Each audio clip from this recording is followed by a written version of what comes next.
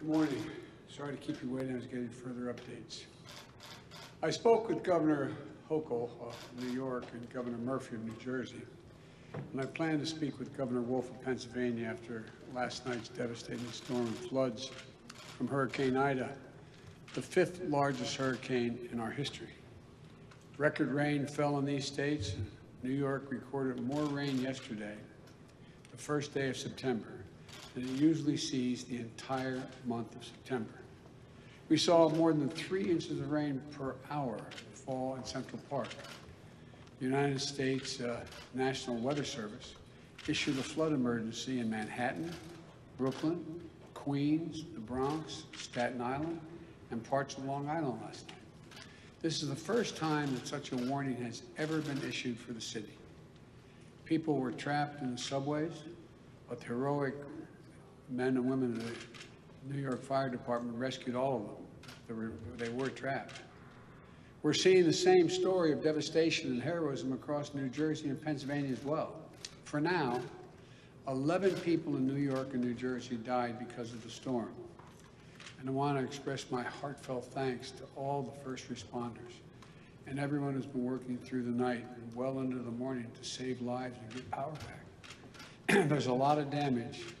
And I made clear to the governors that my team at the Federal Emergency Management Agency, FEMA, is on the ground and ready to provide all the assistance that's needed. In fact, our FEMA Director Administrator, Deanna Griswold, was the Chief Federal Response Officer after Superstorm Sandy in 2012. She knows what to do. And last night, at the request of California Governor Newsom, I approved an emergency declaration for California for the Caldor fire, which is burning aggressively toward Lake Tahoe Basin and into Nevada. It's also one of the few fires that has ever burned from one side of Sierra Nevada's mountain range to the other. So far, it's burned more than 200,000 acres. Tens of thousands of people have had to evacuate their homes. The fire is threatening close to 35,000 structures, and more than 4,400 firefighters from the state and my federal team are working to contain and suppress this raging wildfire. The Department of Defense has trained and is deploying additional firefighters to support our ongoing firefighting efforts in California. This disaster declaration will help with evacuation.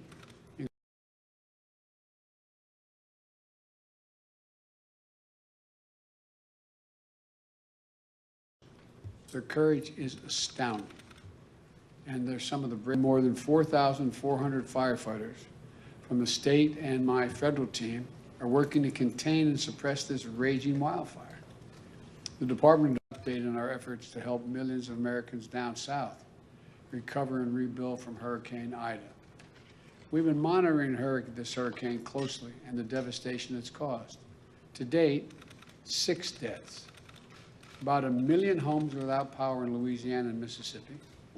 While the catastrophic flooding wasn't as severe as it was during Hurricane Katrina 16 years ago, Ida was so powerful that it caused the Mississippi River literally to change direction, change the flow temporarily. The good news is that as a result of significant multi-billion-dollar federal investment in the levee system around Metro New Orleans, it held. It was strong. It worked. But too many people in too many areas are still unprotected and saw a storm surge and flooding that was devastating. We've seen the reports of winds up to 170 miles per hour. It's not been confirmed yet by FEMA, but 170 miles an hour, causing unimaginable damage with debris and down power lines, making roads impassable, and slowing response efforts to save folks and property. You know, the people continue to shelter in place. Tomorrow, I'll be traveling to Louisiana to meet with Governor John Bel Edwards, as well as the parish presidents and mayors, and the local officials representing the affected areas.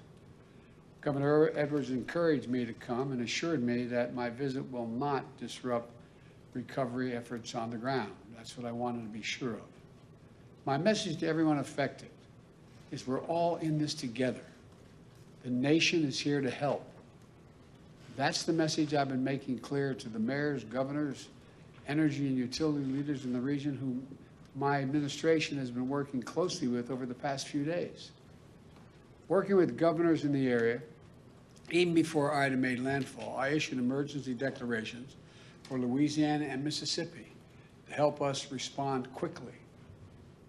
FEMA pre-positioned more than 4.3 million meals and more than 3 million liters of water and other critical resources in the region before it hit. We deployed more than 250 generators, and we're working to getting more into the area, especially to hospitals in desperate need of them.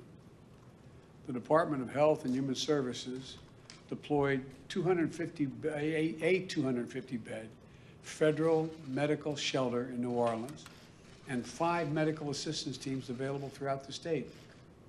Since the hurricane hit, more than 6,000 members of the National Guard have been activated in Louisiana, Mississippi, Alabama, and Texas, and other states to support search and rescue and recovery efforts.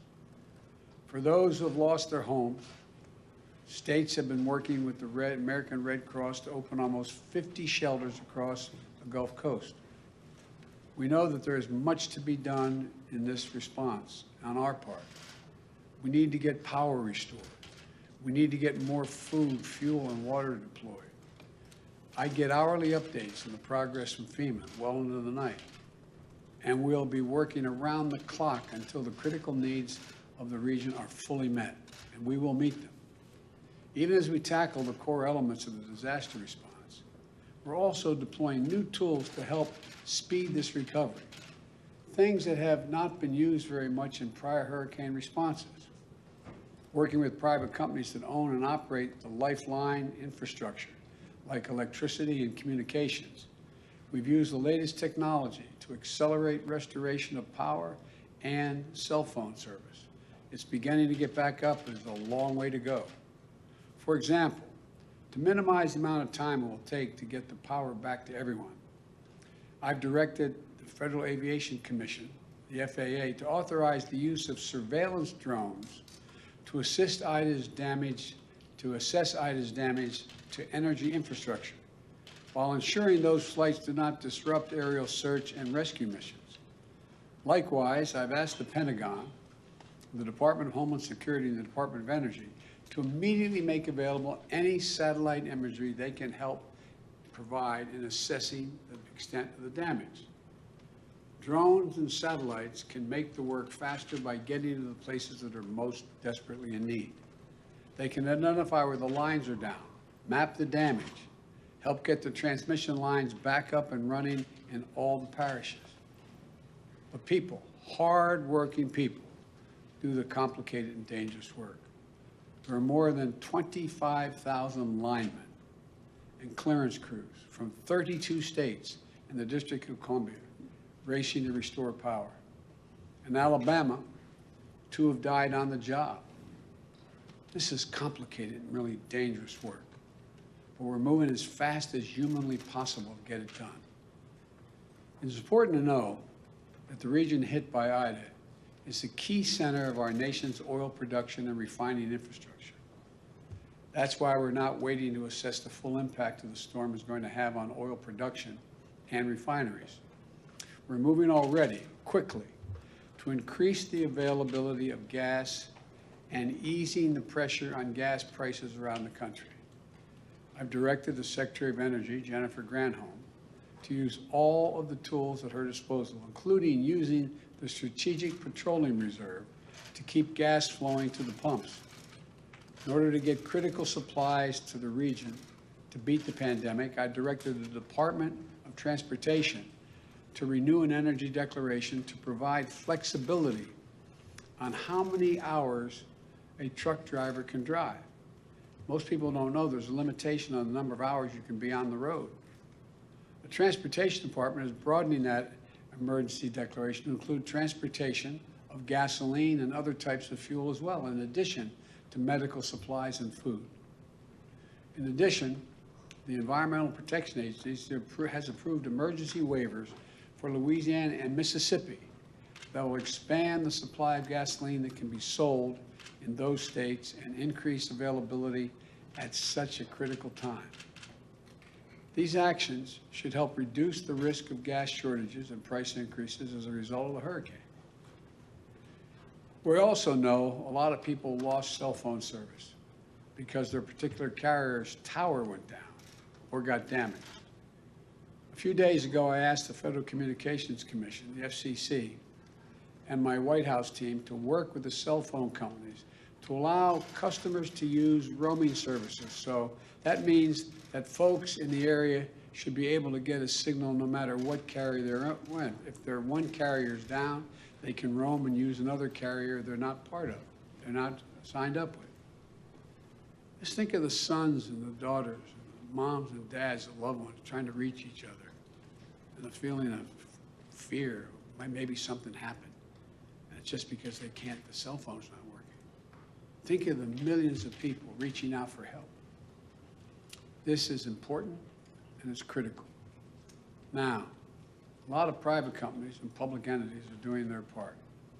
Today, I'm calling on insurance companies not to evade their responsibility to keep the priorities they made to their customers and the promises they made, and help some folks who are hurting.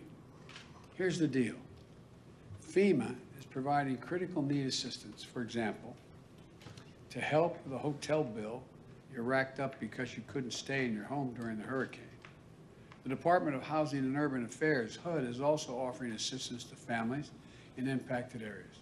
But right now, we're hearing reports that some insurance companies may deny coverage for additional living assistance expenses unless the homeowner was under a mandatory evacuation order.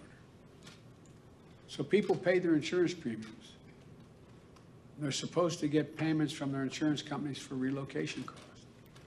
But insurance companies, in the face of the strongest storm since 1850, say, no, we're not going to pay you what we owe you. Because the fact is, parishes in Louisiana, like New Orleans and St. John's, issued a voluntary evacuation order at first and may not have even had enough time to make a mandatory one as the storm moved in so fast. Other parishes, a voluntary evacuation order suggested that residents could try to protect themselves by sheltering in place against the ferocious winds. We can all understand why folks felt safest leaving their homes and going elsewhere, out of the path of the devastating storm. No one fled this killer storm because they were looking for a vacation or a road trip. They were able to stay in a hotel. They left their homes because they felt it was flee or risk death. There's nothing voluntary about that. So I'm calling on the private insurance companies right now, at this critical moment. Don't hide behind the fine print and technicality. Do your job. Keep your commitments to your communities that you insure. Do the right thing. And pay your policyholders what you owe them to cover the cost of temporary housing in the midst of a natural disaster. Help those in need. That's what all of us need to do. That's what we're trying to do. FEMA has pushed out $77 million to the people of Louisiana so far, individuals. My message to the people of the Gulf Coast, who I'm going to visit tomorrow, we are here for you. And we're making sure the response and recovery is equitable so that those hit hardest get the resources they need and are not left behind. Whether you're a homeowner, a renter, a parent, a small business owner, no matter who you are, if you live in the affected area, please visit disasterassistance.gov. Go online and visit disasterassistance.gov to find help now. That's disasterassistance.gov. Or call 1-800-621-FEMA, F-E-M-A, 1-800-621-FEMA, F-E-M-A. That's 1-800-621-3362. There's help you can qualify for right away. I've tasked my senior advisor, Cedric Richmond, New Orleans neighbor and former congressman from Louisiana's 2nd District for 10 years, to lead this relief effort. He knows the area, he knows the people, he knows how to get things done, and he knows they get things done when local, state, and federal level are all working together alongside the private sector. The people of Louisiana and Mississippi are resilient and resourceful. We're going to stand with you for as long as it takes to recover and allow you to rebuild. And to the country, the past few days of Hurricane Ida and the wildfires in the West and the unprecedented flash floods in New York and New Jersey is yet another reminder that these extreme storms and the climate crisis are here. We need to be much better prepared. We need to act. When Congress returns this month, I'm going to press for their action on my Build Back Better plan. That's going to make historic investments in electrical infrastructure, modernizing our roads, bridges, our water systems, sewer and drainage systems, electric grids and transmission lines, and make them more resilient to these superstorms and wildfires and floods that are going to happen with increasing frequency and ferocity. We're reminded that this isn't about politics. Hurricane Ida didn't care if you were a Democrat or a Republican, rural or urban. This destruction is everywhere. And it's a matter of life and death, and we're all in this together. This is one of the great challenges of our time, but I'm confident we'll meet it. We're the United States of America, and there's simply nothing, you've heard me say it before, nothing beyond our capacity when we work together. So for all those who are still in harm's way, or all those struggling to deal with the aftermath of these storms and fires, say, God bless you. Keep the faith. Everyone working day and night to look out for their fellow Americans is what this is about. We're going to get this done. Thank you. Mr. President, just one question on the funding, sir. For a whole of government in Texas, sir?